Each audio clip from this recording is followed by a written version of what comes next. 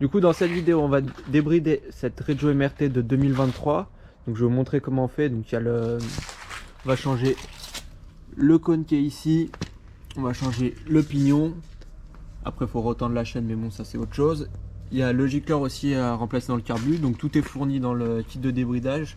Donc là on va monter un kit de débridage vendu par Regio, les kits de débridage vendus par les concessionnaires. Et il y a aussi un fil à couper au CDI qui est juste ici, mais je vais vous montrer dans le reste de la vidéo. Donc pour ceux que ça intéresse, c'est le même principe sur toutes les motos Euro 5 et Euro 4, c'est à peu près la même chose. Il y a des petites différences, surtout entre les marques, il y a des petites différences, mais ça reste le même principe partout. Là c'est pour une Regio de 2023, mais ça peut être sur une bêta 2023, ça sera presque la même chose. Ça sera pas le même kit parce que ça c'est un kit Regio, mais ça sera à peu près la même chose. Donc là on a le kit de débridage avec le cône du pot qui est un peu plus gros et du coup qui a pas de bride dedans. Là on voit bien il est vide. Il y a le joint aussi qui est fourni avec, donc ça c'est pas mal. Pignon de 14, donc à la place du 11 en origine. Et le gicleur pour le carbu qui est un gicleur de 95. Je sais pas encore celui qui est d'origine, mais bon ça... Je pense qu'il doit augmenter à peu près de 5 points, on verra quand on démonte le carbu pour voir comment c'est dedans. Déjà, on va... Du coup là on va commencer par le changement du coude du pot. Donc il n'y a rien de très compliqué, il faut enlever les deux ressorts ici, débrancher la durite, ça c'est une durite qui se clipse.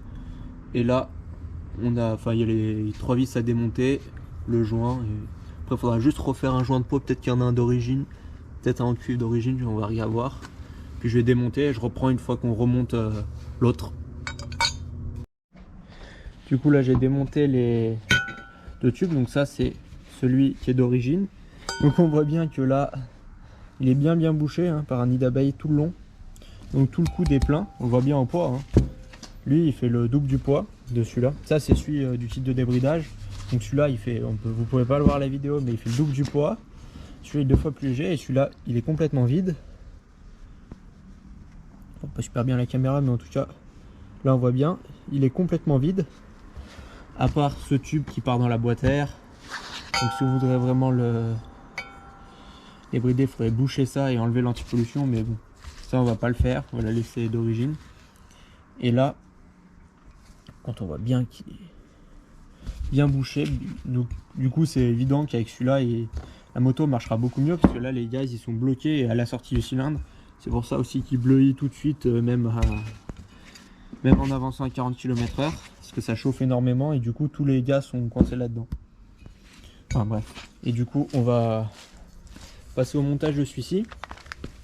Donc pour le montage c'est assez simple. Il suffit juste, moi je vais mettre un peu de pâte à joint quand même ici, mais après il suffit juste de l'emboîter ici, de le remboîter là-dedans. Donc pour le monter, il faut le décaler, il faut le défaire la vis ici et le décaler. Sinon en fait il y a cette partie qui dépasse qui empêche de le sortir. Et après on remet les ressorts et la durite. Donc je vais vous montrer, là je vais mettre de la pâte à joint un peu autour. C'est pas obligatoire mais moi je préfère en mettre, ça évite d'avoir le joint de pot qui fuit. Et puis je reprends le remontage. Donc là voilà, j'ai mis la pâte à joint. C'est une pâte à joint moteur. J'utilise celle-ci pour ceux que ça intéresse. Et là après du coup là il y a le joint aussi à mettre évidemment hein. Mais sinon ça va fuir. Et du coup après pour le remboîter il suffit juste, il faut bouger un peu, voilà, après le joint il tombe souvent. Je vais le remettre et je reprends. Donc là on remet le joint. Après il faut réaligner ici, remboîter. Ça se remboîte tout seul. Et après on aura juste les vis à mettre. Là je vais juste en mettre une comme ça. C'est pas celle-ci, celle-ci c'est celle qui...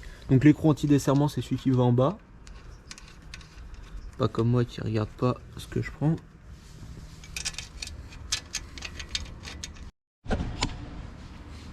Donc là, moi je conseille de mettre les vis mais pas de les serrer. Pareil pour celle-ci, et de resserrer une fois que tout est monté. Puis après on passe au ressort. Moi j'utilise un tire-ressort, hein, c'est ce qu'il y a de mieux. Après on peut utiliser une pince ou autre chose, ça fonctionne. Et c'est un peu plus galère. Le tire-ressort, c'est fait pour, c'est bien plus pratique.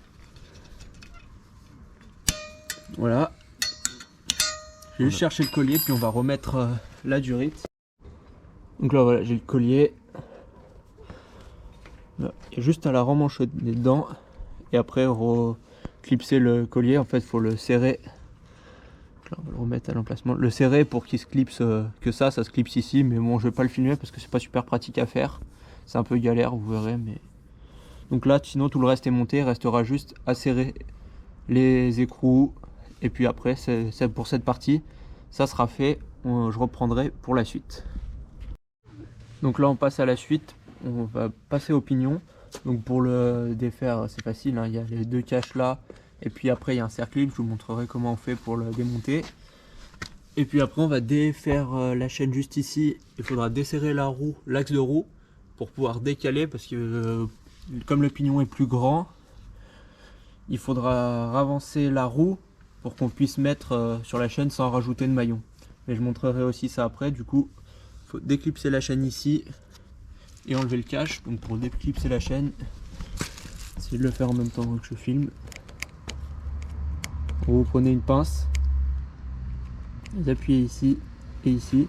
Avec une pince plus grosse, c'est plus pratique. Je vais le faire hors caméra, puis je reprends après. Du coup là, j'ai enlevé la chaîne. Il faut une pince comme celle-ci pour défaire les serre-clips. C'est pas la meilleure pince aussi. Voilà, faut... Ah.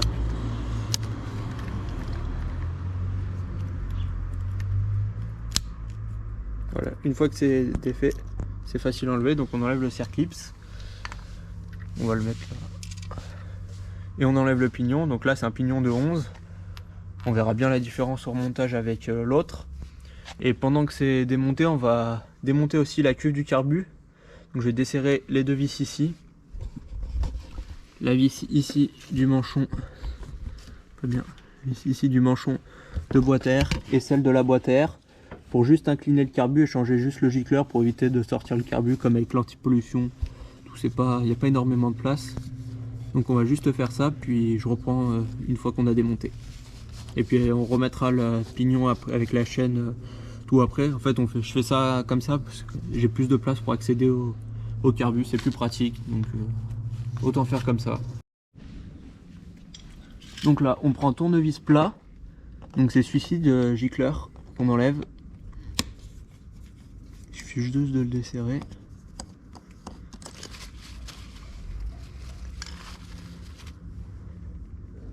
Donc celui-ci c'était un gicleur de 80. Donc à l'origine c'est un gicleur de 80. Et là avec le kit de débridage, il donne un gicleur de 95. Donc il augmente de 15 points. Je trouve ça énorme, mais c'est possible, hein, vu comme elle est tellement bridée que...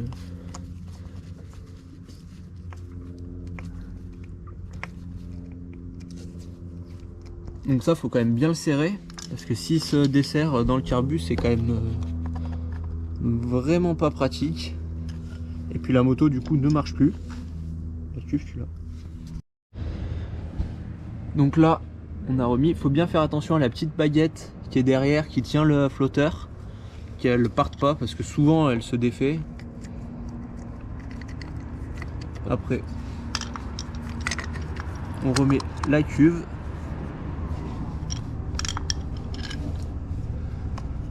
Donc on a une vis ici.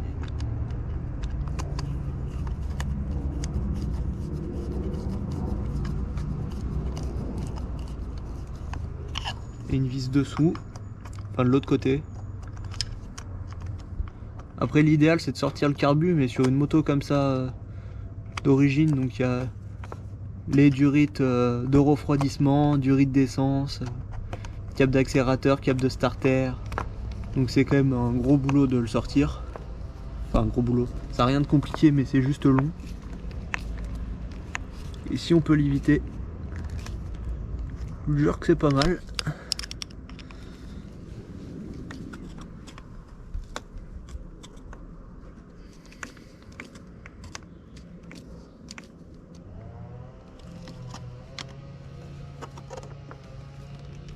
Et donc après, il n'y a plus qu'à réincliner le carbu et la durite, celle-ci, elle repasse.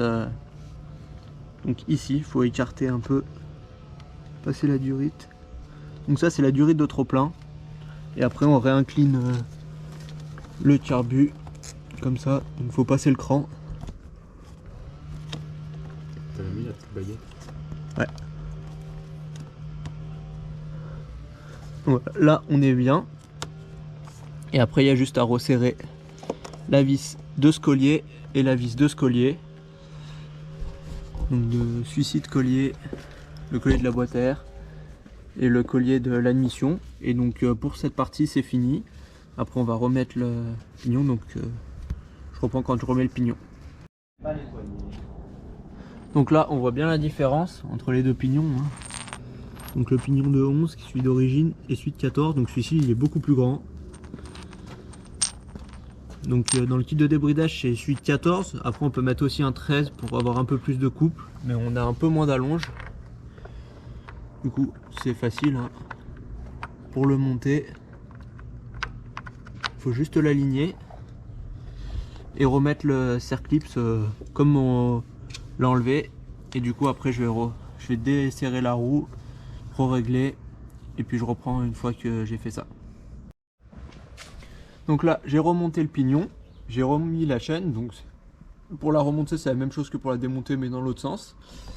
Pour la remonter, quand on change le pignon, ce que je fais, moi, je détends au maximum le tendeur chaîne. Donc pareil des deux côtés. Puis là, maintenant, je vais tendre pour reculer la roue, tendre la chaîne avec la bonne tension.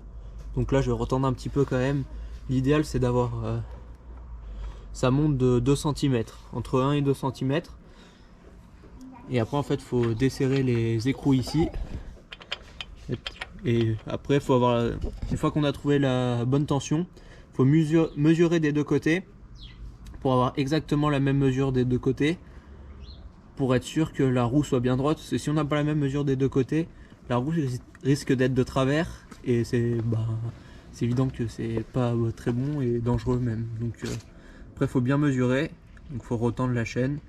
Et après, une fois que j'ai fait ça, je reprendrai la suite pour le CDI, du fil à couper qui a coupé sur le CDI pour finir de débrider la moto.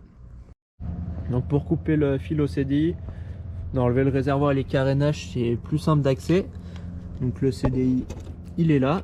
La prise, elle va juste ici. Donc pour la débrancher, il faut juste tirer sur la manette rose et l'enlever.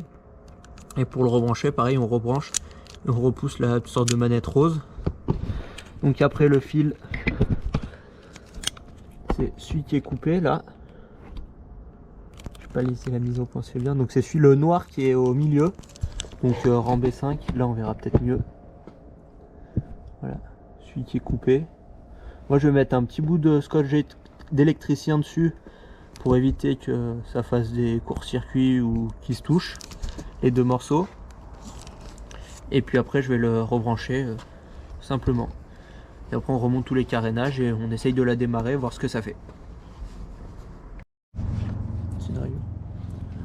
Donc là j'ai remboîté. Donc voilà, j'ai mis un petit scotch électricien. Donc là je l'ai remboîté. Et maintenant je repousse. Là on voit qu'il avance et qu'il finit de se clipser. Donc là tout est remonté. On va essayer de la démarrer et voir ce que ça fait. Et puis on refilme une fois qu'elle démarre. Donc voilà, là c'est tout bon, elle démarre, elle a démarré au deuxième coup de kick, hein.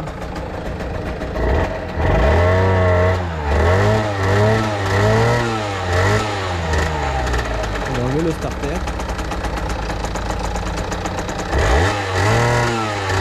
Et donc on voit bien que là elle prend, on va cacher la plaque, on voit bien qu'elle prend beaucoup plus de tours.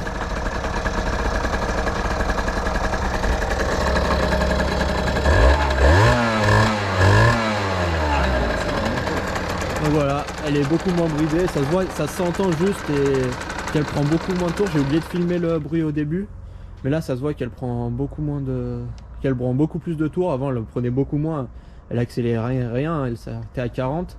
Et après on va faire on va aller rouler un peu, voir ce que ça donne, et puis je mettrai dans la fin de la vidéo la vitesse qu'elle a pris à peu près, enfin voilà, le résultat du débridage. Mais du coup là ça s'entend déjà que elle roule beaucoup mieux et qu'elle va prendre plus de tours, qu'elle va fonctionner bien mieux, qu'elle est libérée, ça se voit qu'elle est libérée à l'échappement, libérée à l'électronique, enfin c'est surtout l'échappement qui s'entend. Et puis après on va voir avec le pignon aussi ce qu'elle prend, la vitesse qu'elle prend en plus. Voilà, donc je reprendrai la vidéo quand on aura fait l'essai, je mettrai le résultat.